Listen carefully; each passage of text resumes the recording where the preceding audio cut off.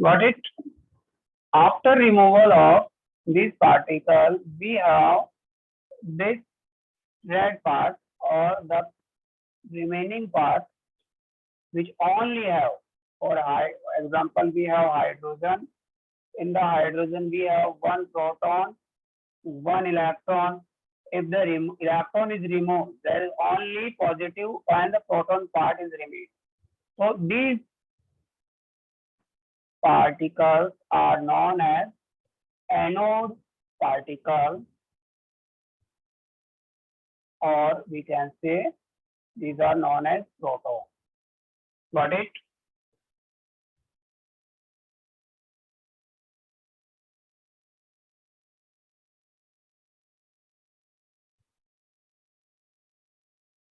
And the next part, properties of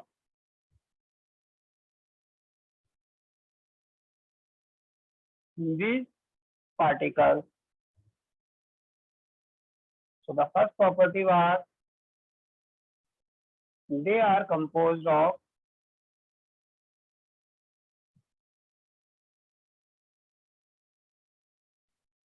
hello क्यों बंद हो गया? नहीं, वो 40 मिनट के बाद में बंद हो जाता है ना। तो पेड नहीं ले हो क्या? नहीं, मैंने पेड नहीं लिया अभी तक। अरे यार, क्लासेस चला रहे हो अपने, अपना पेड नहीं लिया? नहीं, हमारे पास खुद की एप्लीकेशन है तो उसमें हमको जरूरत ही नहीं पड़ती। वो हमारा फॉर योर पर्सनल थिंग। नहीं नहीं, उसके लिए भी मैंने कभी नहीं लिया अभी तक। वो मुझे बोलना चाहिए था, तेरा पेड है यार, तो आप हमारे से नेक्स्ट टाइम करेंगे। ओके ओके, कोई ना, अगली बार से मैं ओके। अभी तो हो गया डिस्कनेक्ट। आपने कभी ज्वाइन किया है ना? हाँ हाँ, ज्वाइन कर लिया सबने। हाँ, तब कितने लोग हैं, सब आ गए? लेट्स से 8 लोग आए अभी। हाँ, मैं आ जाएंगे जी, नेक्स्ट टाइम तो मेरे से कर लीजिए। ओके ओके, पता नहीं। Okay.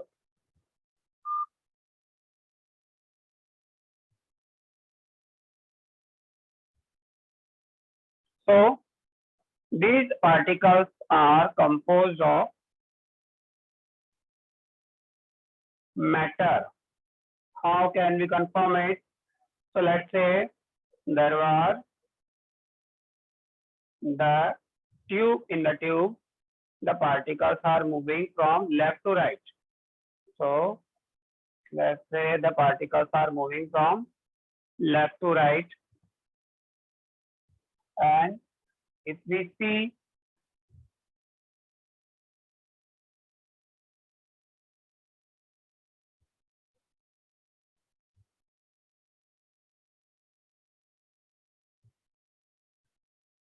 what we do, we put an object which started rotating by the impact of this particle. So when this particle attracted to this paddle, so this paddle started rotating. So which confirm these are composed of matter. Are they charged particle or not? They are charged particle. How can we confirm? What did we do? We applied submagnetic or electric field. So let's say the particle, the electron are moving from left to right, and proton are moving from right to left. They should have been moved in the straight line, but if we put or apply some electric field, let's say we have one plate over here, one plate over here. If this one is positive charge and this one is the negative charge,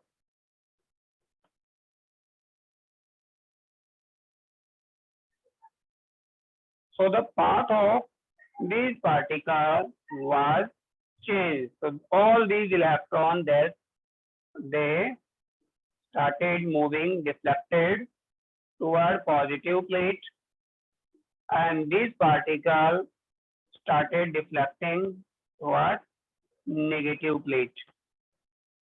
So we can confirm The particle coming on the negative plate are positive. These are positive in nature, and these are negative. And we know these are charged particles, so they have charge as 1.6 10 raised to the power minus 19 coulomb. But since these are negative, and we have to put minus sign here, and the same amount of charge on proton, but charge on a proton is positive in nature. So this is positive 1.6 10 raised to the power minus 19 coulomb. Got it?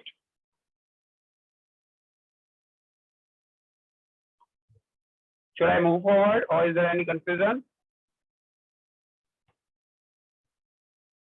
Can you please repeat what you just said, mister? Yes. Can you repeat what you said, what you explained right now? Yeah, okay, I can. Okay. So, which point you want to repeat? These 2 points?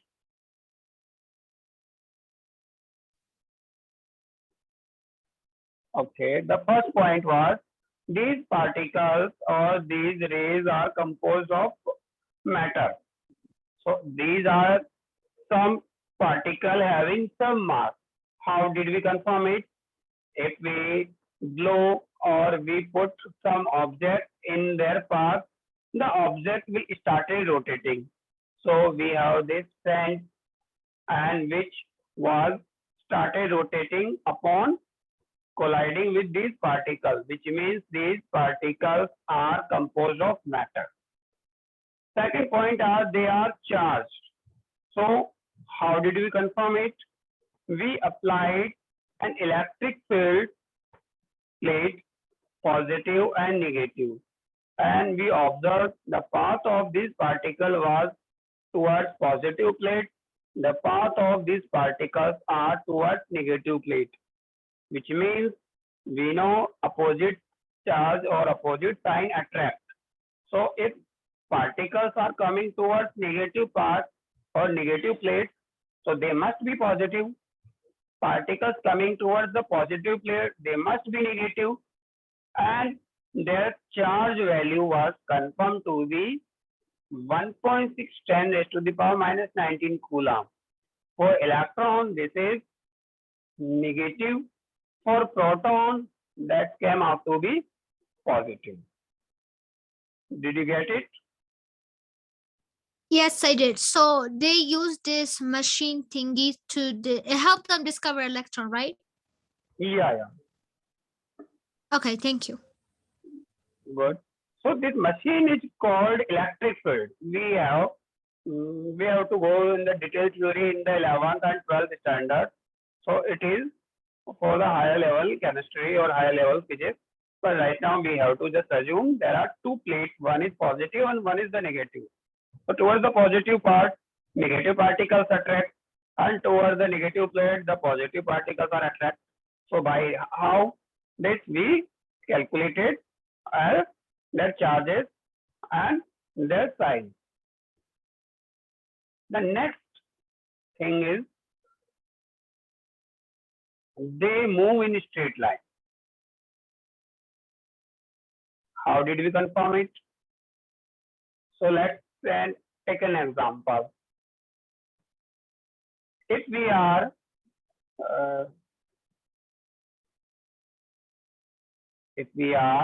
in front of any light or sunlight, there will be our shadow. So which means these lights are moving in the straight line. If they are not moving in straight line, so they would have gone like this, and there would not have been any shadow. So the same thing happens when we put some object in the path of these particles. So when these particles moving from left to right or right to left, and we put an object, let's say we put this hand, so there were shadow of this hand which confirm that these particles should have been moved in the straight line. But when we put some object, so the object shadow was obtained, so which confirm the particles were moving in the straight line. Got it?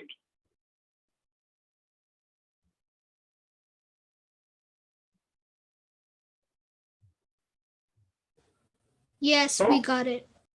Okay, so now we have discovered three particles. One is electron. How did we get the electron? By passing H2S gas and this amount of voltage at lowest minimum pressure. So at the same time we got electron, we got proton, we have already obtained neutron. So and for the all other 35 particles, these are out of our syllabus and that will be done in the Switzerland. So we have to skip that part. So now what about the arrangement of these atoms? How they are arranged, how these particles are arranged in the atom. So no one knows about that. So there were some models. We are talking about the history. Currently we know where all these particles are found. But in the history, there were no information about their whereabouts. So there were one scientist known as Thomson. Thomson, he gave his idea or his model about the atom. What he did say, he said, let's say we have this atom and the atom is spherical in nature. This is spherical in nature, like our watermelon. Let's say our watermelon is red part from the inside, but there are some seeds.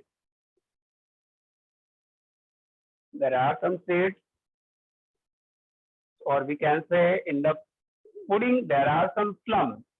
So this is also known as plum pudding model.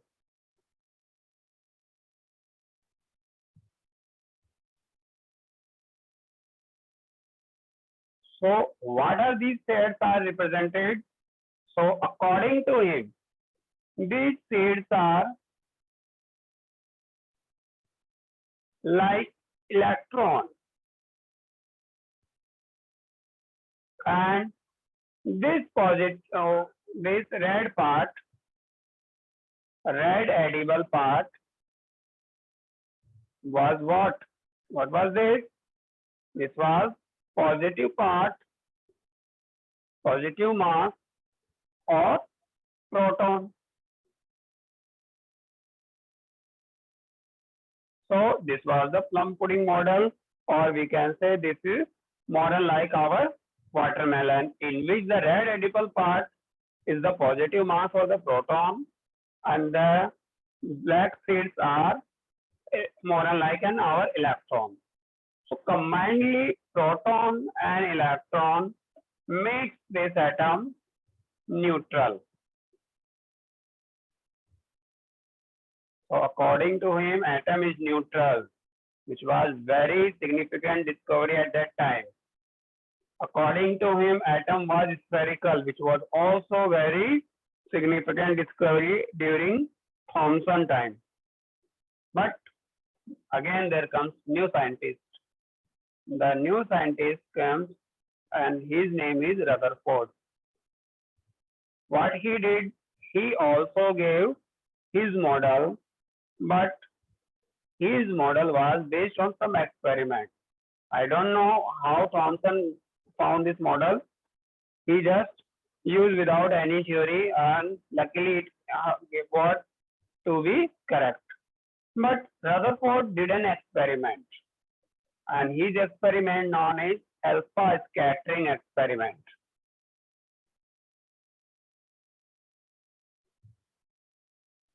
So what he did, he took an radioactive element. What are the radioactive elements? These are some elements which emit alpha, beta, gamma particles or ray, and what he did, he put it into a chamber. Why in a chamber? Because these particles which are emitting from any radioactive element can cause very dangerous diseases in the human, or there may be some death also. So during this experiment, he put some chamber. What was the purpose of the chamber? The chamber absorbed maximum amount of alpha particle, leaving only a smaller ray of alpha particle, which again was passed through nickel prism. So this is a slit made up of nickel, and when passing the alpha particle or alpha beam, then we put another object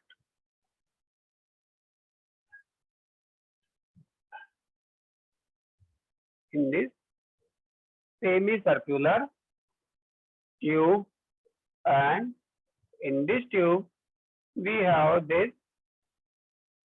metal foil, and this metal is gold foil.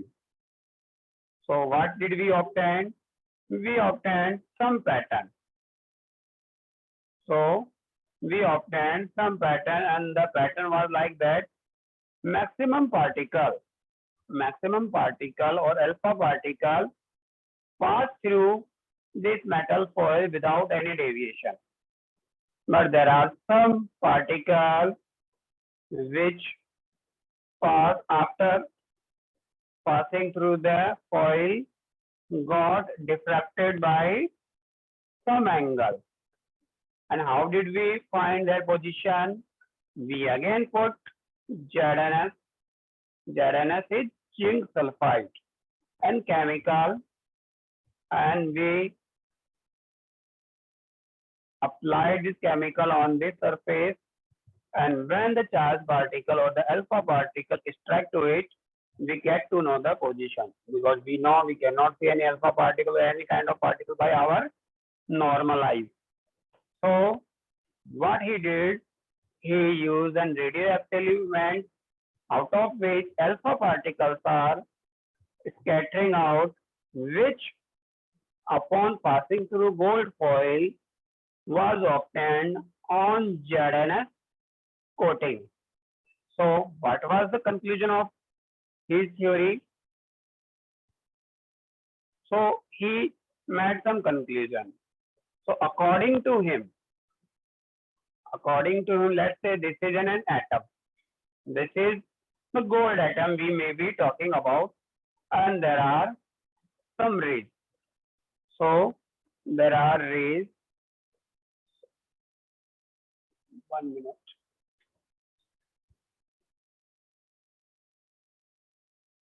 There are some rays. So what he did, when he observed path of these rays, he found that maximum rays passed without any deviation.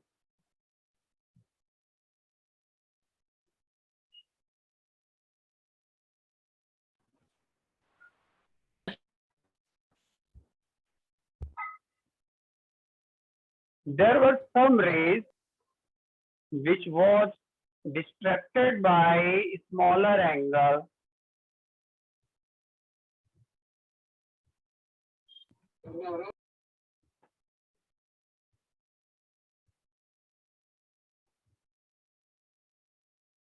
And there were very small number of rays which bounced back. They came and they again bounced back to the same direction. So he found that there were maximum number of rays passed through the atom without any deviation. There were some rays which got deviated by there were some rays which got deviated by smaller angle, and then again there is some very small. What is that number? So these are approximately 1 in every 20,000. So these rays were approximately 90% of the rays, and these smaller deviation were 5 to 9%.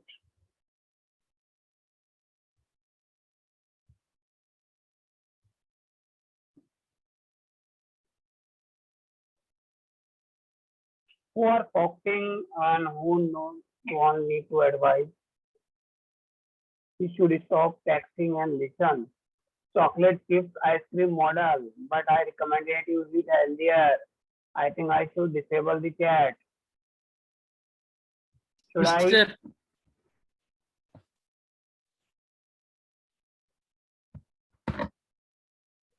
No, you cannot chat.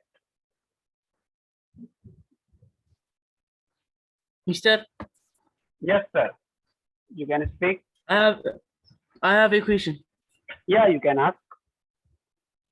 In the Rutherford model, Rutherford find alpha particles. Yes, Mr. Yes. And the alpha particles, how can the alpha particles be deflected? Okay. Now the part comes now. Why they are deflected? So that part is going to be covered. I was just having water. So okay. You have very good question. So we know that what are alpha particles? Alpha particles are nothing just He2 positive. So what is the charge of it? Positive. So we know if something is deflected by some other particle, so this particle and the center must have been the same charge, and we know that this center is called nucleus. This center is called nucleus, which only have proton, neutron, and we have only this information. There are other particles also, but we do not dive into that much detail. So we have the nucleus in which we have proton, that is positive charge. We have neutron, that is no charge. So what is overall charge of the nucleus? The nucleus is positive. This is positive. Hence, when he was traveling at some distance, then there was no issue with it. So the particle went without any deviation. But when the distance was smaller, the particle start getting deflected by this positive, because this is also positive and this is also positive. But when they are in the same line, they reflected back by approximately or up to 180-degree angle. So they came back to the same direction by which they came. Got it? That's why they are deflected, because both are positively charged. So now the conclusion was that we have an atom in which there is a positive mass concentrated at the center, in which we have proton, we have neutron. This part is called nucleus, and there is extra nuclear part. This is called extra nuclear part.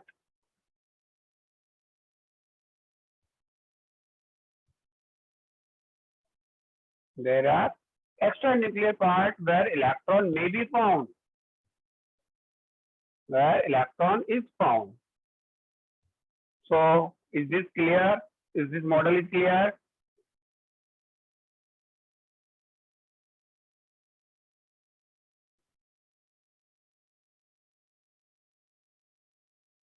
So there are some issue with this model. Drawback. So the drawback one is, so the one drawback was, let's say we have this positive part, around which we have the electron revolving. Got it? Is there any problem? I want to ask some question. Let's say who will be this time? Binimon. Binyamas. Nardos, can you confirm? Is it clear to you? Yeah. Okay, good. Yes. So can you please tell me, whenever any charged particle, so there will be a new theory that is known as Maxwell theory. So according to this theory, we will see that whenever charged particle moves, it releases some energy. When any charged particle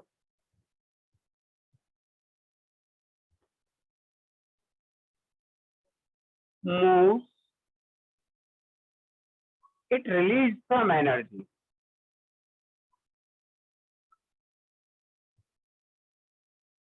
So, and it releases some energy in the form of electromagnetic wave. And the best example is our Wi-Fi signal, our Bluetooth signal, our mobile signal, our microwave ray, our TV remote, Fire Stick remote, or any type of remote, infrared wave, our X-ray, our gamma rays, our ultraviolet rays, and our radio wave. All these are produced whenever any charged particle moves. So whenever any charged particle moves, it releases some energy in the form of electromagnetic wave. So these are the example of some electromagnetic wave. So these are electromagnetic wave in our surrounding, which we can see or use day-to-day life. So my question is, if there is the electron is in charged particle, which must be moving in this circle. So when it move in this circle or in this path, it should have lose some energy according to Maxwell, because Maxwell was right. There was no drawbacks of the Maxwell theory. Maxwell was right. Wherever any charged particle moves, we get some energy in the form of electromagnetic wave. These are the perfect example. Wi-Fi, Bluetooth, mobile, all these rays or radiations are electromagnetic waves. So my question is that whenever the charged particle will move, it will release energy. So after some time, the electron, when it started losing energy, it should have fall into the nucleus. It should have, but it doesn't happen, because if that should have been happened, since we are all made up of atoms, you, me, everyone. So if this should have been happened, the atom should have been collapsed and we would have not been here studying chemistry. So can you please, why it doesn't happen?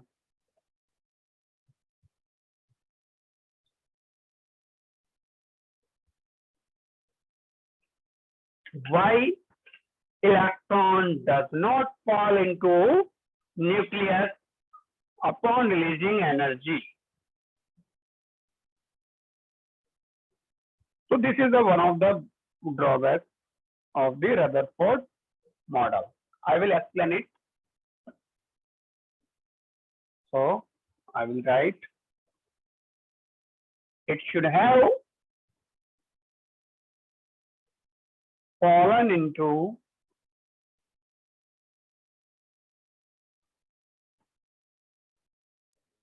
Wait, Mister, I'm sorry, but what was the question that you just asked? my question was that according to Maxwell, whenever charge particle moves, it releases energy. So when electron move, it is also charge particle. It should have also release energy. So after releasing energy, why it doesn't fall into the nucleus and get collapsed?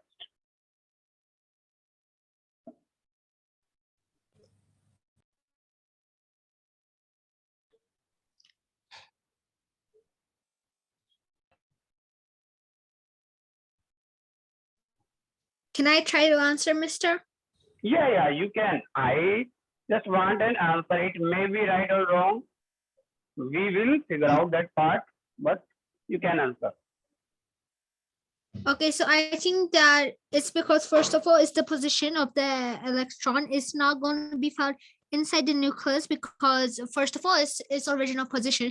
Second of all, during energy release, the electron is the one that's going to be taken away, or the electron is going to be given to another atom. So it depends on the electron, so that energy will be released because the proton and the neutron are not used for energy release because they're found in the nucleus. Good. Nice try. Very good. Clapping for you. Good. Okay, I will explain it in the next slide. So there are some theories, and one of the theory is that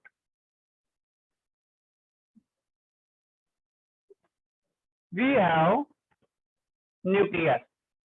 So now I am talking about the third model, which is known as Bohr model. I don't know if you have heard about it. Have you heard about it, Bohr model? No. Okay, so now I am explaining the Bohr model. So Bohr, according to Bohr, atom is like our solar system. We have solar system in which we have sun, and we have different different planets revolving around their orbit around the sun. So let's say we have Earth here, we have Venus here, and so on. Similarly, atoms also have this type of structure in which we have this is nucleus, more like sun, and then we have this orbit in which the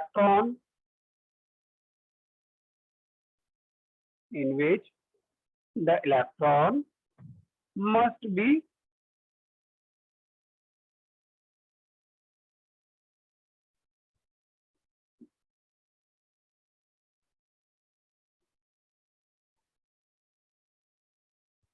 so this is our atom, this is our solar system. So I think I should have made this like this only. So let's repeat it.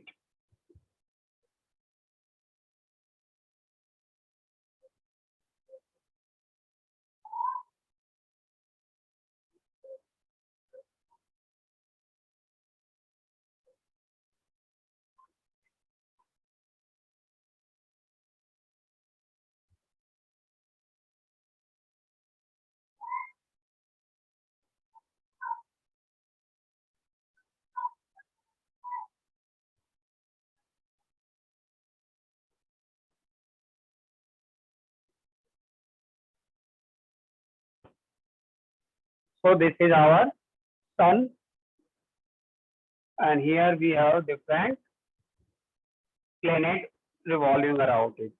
So similarly, what did Bohr say? This is nucleus. There are some electrons which revolving in this circular path. So these paths in the both cases are known as orbit.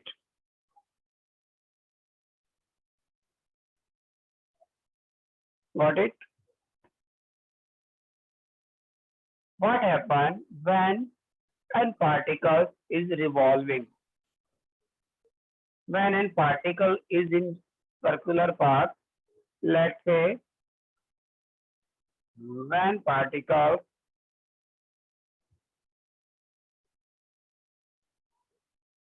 moves in circular path, then there is force acting upon it.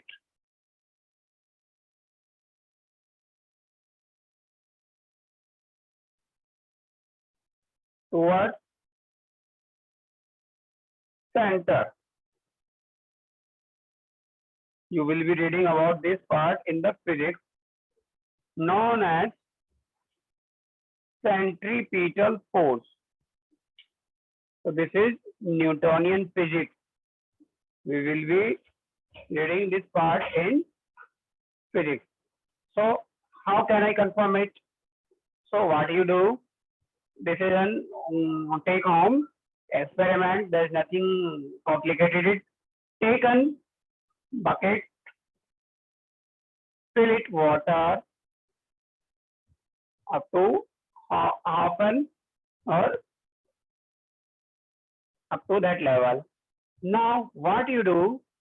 You hold it from here and now start rotating in the vertical direction. So when you see that when this bucket will be on the top position, so let's say when it was in the top position,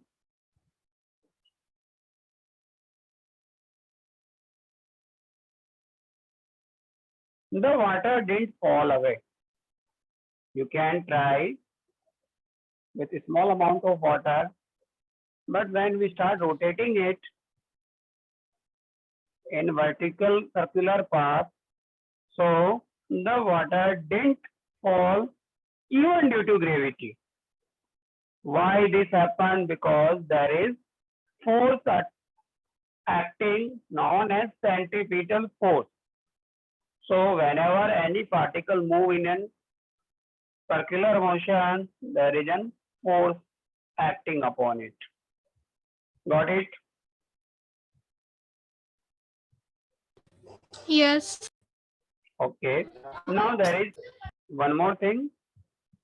This is electron and we have center, which is nucleus, or we can say proton plus neutron.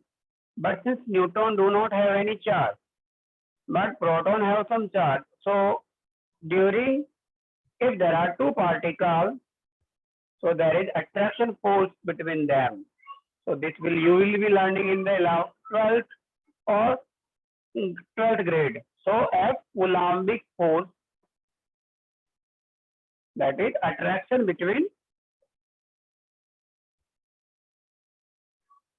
two charges.